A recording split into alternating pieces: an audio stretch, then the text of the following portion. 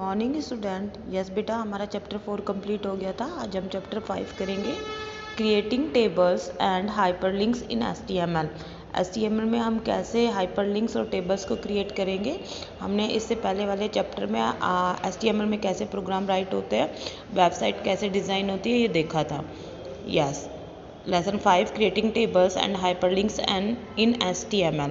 Learning points: tables in HTML, hyperlinks in HTML.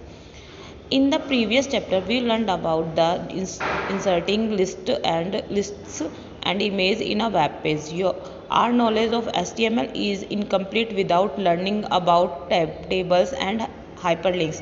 देखिए, जो HTML है विदाउट टेबल्स एंड हाइपरलिंक्स के complete नहीं है। Tables help us organize data in a structured manner in a web page, whereas hyperlinks enable us to connect different web pages. We cannot think about interconnection between different pages without hyperlink. और अगर hyperlink नहीं होगा तो किसी दूसरे page पर हम नहीं जा सकते। यानी जैसे हमने कोई वेबसाइट बनाई है, उस वेबसाइट में भी हमें सब पेजेस और रखने हैं। जैसे फर्स्ट पेज है, फर्स्ट पेज पर हमें बस ओनली वेबसाइट का नेम और उसके किससे रिलेटेड है ये रखना है, और उसके बाद उसमें और अदर पेजेस में इंफॉर्मेशन देनी है। तो हम उस वेबसाइट के जो नेम राइट करेंगे, उसके नीचे हम कोई एक ऐसा लाइन लिख देंगे कि इधर informations,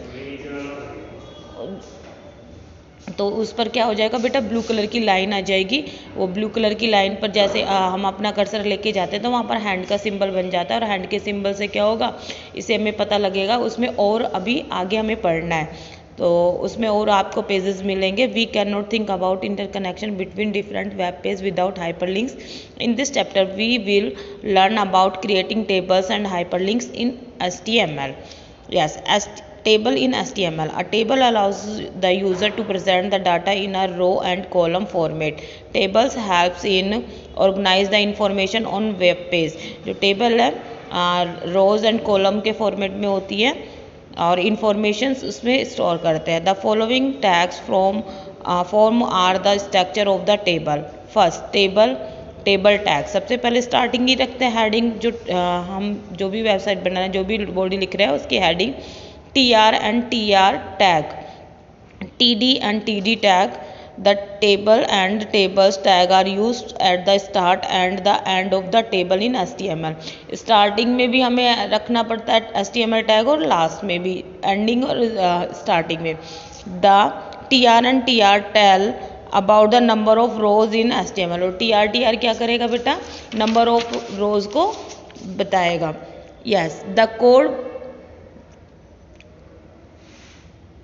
code below use the tables tag and display a table without borders.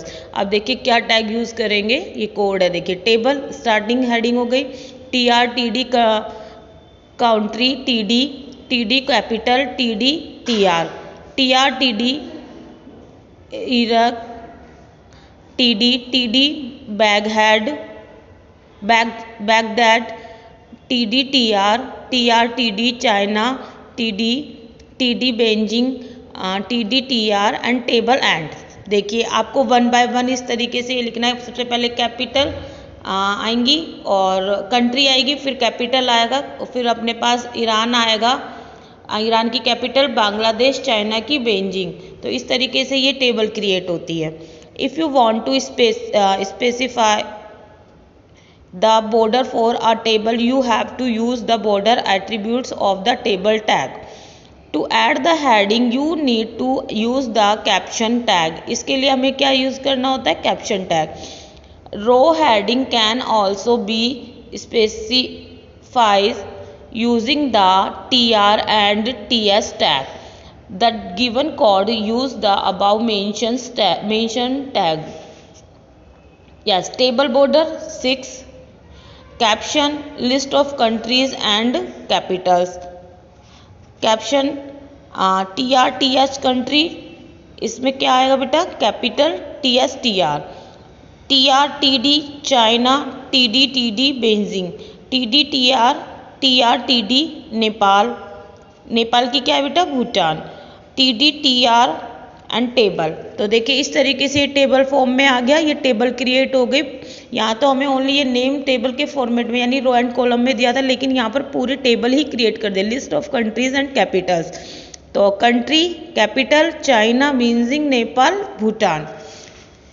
Yes, we will now learn about some more attributes that enhance how the table looks। देखिए और एट्रीब्यूट्स है जो टेबल को मतलब टेबल क्रिएट करने में हमें help करते हैं। तो ये एट्रीब्यूट्स हम नेक्स्ट क्लास में देखेंगे बेटा, आप इसे रीड करना। Thank you.